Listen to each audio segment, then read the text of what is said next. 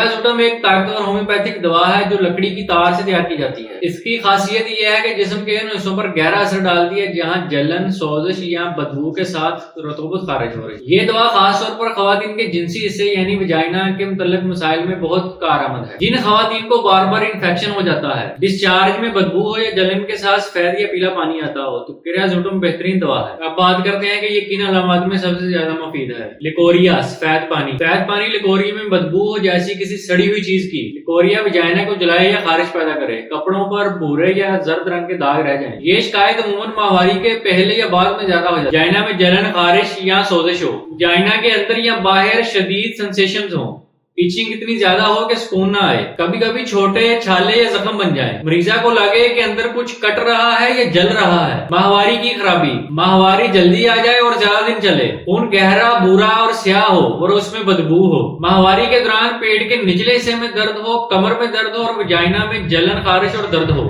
بعض خواتین میں ماہواری کے بعد بھی خون یا پانی آتا رہتا ہے۔ پیشاب یعنی یورین کے مسائل، پیشاب میں جلن یا بدبو ہو اور بار بار پیشاب آئے۔ یہ احساس پیدا ہو کہ مثانہ ابھی مکمل طور پر خالی نہیں ہوا۔ بعض اوقات پیشاب کے ساتھ خون کے قطرے بھی آنے لگتے ہیں اور پیشاب کے بعد برننگ زیادہ محسوس ہو، یعنی جلن بہت زیادہ ہو۔